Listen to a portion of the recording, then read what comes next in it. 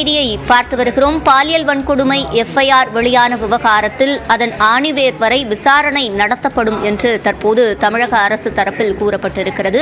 முதல் தகவல் அறிக்கை வெளியானது தொடர்பாக உயர்நீதிமன்றம் கேள்வி எழுப்பியிருந்த நிலையில் தற்போது தமிழக அரசு தரப்பில் உயர்நீதிமன்றத்தில் பதில் அறிக்கை தாக்கல் செய்யப்பட்டிருக்கிறது. அதில் இது தொடர்பாக முழுமையாக விசாரணை நடத்தப்படும் என்று குறிப்பிடப்பட்டிருக்கிறது. குறிப்பாக இந்த விசாரணையை கையில் எடுத்த நீதிமன்றம், காவல்துறையினர், தமிழக அரசு மற்றும் அண்ணா பல்கலைக்கழக விசாகா குழு உள்ளிட்டவர்கள் இதில் பதிலளிக்க உத்தரவிட்டிருந்தது. இவர்கள் அனைவருக்கும் பல்வேறு கேள்விகளை எழுப்பியிருந்தது. அதில் தற்போது தமிழக அரசு பதில் அறிக்கையை தாக்கல் செய்துவிட்ட நிலையில் அடுத்ததாக அண்ணா பல்கலைக்கழகம் தொடர்பாக வாதம் என்பது தற்போது நடைபெற்று வருகிறது. இது தொடர்பான கூடுதல் விவரங்களை செய்தியாளர் அபினேஷிடம் கேட்கலாம். அபினேஷ், இப்பொழுது இந்த பல்கலைக்கழகத்திற்காக உயர்நீதிமன்றம் என்னென்ன கேள்விகளை முன்வைத்திருந்தது, தற்போது என்ன பதில் அளிக்கப்பட்டு வருகிறது?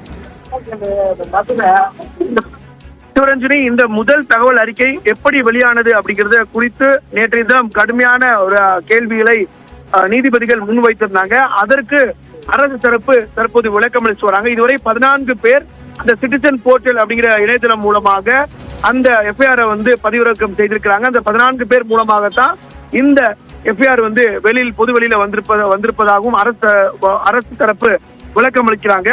அதே போல இதுல முதல் தகவல் அறிக்கை வெளியான விவகாரத்துல ஆணிவேர் வரை விசாரணை நடத்தப்படும் எனவும் தலைமை வழக்கறிஞர் நீதிபதிகள் முன்பு விளக்கம் அளித்திருக்கிறார். அதே போல அண்ணா பல்கலைக்கழகம் சார்பிலும் பல்வேறு கேள்விகளை நீதிபதிகள் முன்வைத்திருந்தாங்க. மிக குறிப்பாக அதுல அண்ணா பல்கலைக்கழகத்தில் அந்த போஸ்ட் கமிட்டியுடைய செயல்பாடுகள் என்ன, அதே போல நிர்பயா நிதி எவ்வாறு பயன்படுத்தப்படுகிறது என்பது குறித்தும் அண்ணா பல்கலைக்கழக நிர்வாகத்திடம் பல்வேறு விளக்கத்தை கேள்வி எழுப்பியிருந்தார்.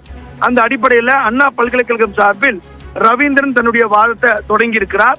கைது செய்யப்பட்ட நபர் எப்படி தொடர்ச்சியாக பல்கலைக்கழக வளாகத்திற்குள் சென்று வர அனுமதிக்கப்பட்டார் அப்படிங்கிற கேள்விகளையும் நீதிபதிகள் எழுப்பியிருக்கிறாங்க.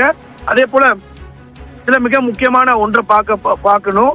இந்த எஃப்ஐஆர் மிக முக்கியமான கேள்விகளா நீதிபதிகள் முன்வைத்திருந்தாங்க. ஒன்று, இந்த எஃப்ஐஆர் எப்படி வெளியில வந்தது, அதே போல எஃப்ஐஆர் எழுதிய விதம் அப்படிங்கிறது ஆட்சேபத்துக்குரியது, கண்டனத்துக்குரியது எனவும் நீதிபதிகள் தெரிவித்திருந்தாங்க. அதே போல ஒரு பாதிக்கப்பட்ட நபரினுடைய அடையாளத்தை எந்த வகையிலும் வெளியில பொது வெளியில் வைப்பது என்பது ஏற்றுக்கூடியது அல்ல என்பது குறித்தும் அவங்க தெரிவித்திருந்தாங்க.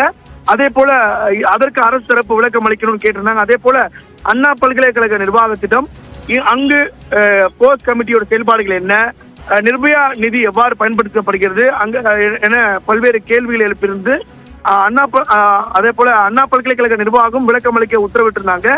இந்த நிலையில இந்த அண்ணா பல்கலைக்கழகத்தின் சார்பில் ரவீந்திரன் தன்னுடைய வாதத்தை தொடங்கி தற்போது விளக்கம் அளித்து வரார். அதுல மிக முக்கியமாக அண்ணா பல்கலைக்கழக வளாகத்துல 988 கேமராக்கள் மொத்தமாக இருப்பதாகவும் இதில் 139 கேமராக்கள் வேலை செய்யவில்லை என்றும் ஒவ்வொரு மாதமும் இந்த சிசிடிவி கேமராக்கள் பராமரிக்கப்பட்டு வருவதாகவும் அண்ணா பல்கலைக்கழக நிர்வாகம் சார்பாக சொல்றாங்க. அதாவது அண்ணா பல்கலைக்கழகத்துடைய என்டையர் கேம்பஸ் முழுக்க 988 கேமராக்கள் இருப்பதாகவும், அதாவது எக்ஸ்டீரியர், இன்டீரியர், அதே போல பல்கலைக்கழக வளாகத்துக்குள்ள வகுப்பறைக்கு செல்லக்கூடிய வகையில இங்க எல்லாம் சேர்த்து மொத்தம் 988 கேமராக்கள் உள்ளதாகவும் இதுல 139 பல்கலைக்கழகம் தரப்பில் வாதம் செய்யப்பட்டு வரும் நிலையில் பாதிக்கப்பட்ட மாணவி தரப்பில் அண்ணா பல்கலைக்கழகம் அவருக்கு சார்பாக நிற்பதாக கூறியிருக்கிறது. இது தொடர்பான விவரங்களை வழங்கியமைக்கு நன்றி அபினேஷ். அவனியா, தொடர்ந்து நீங்கள் செய்திகளை தொடரலாம். நன்றி சிவரஞ்சனி.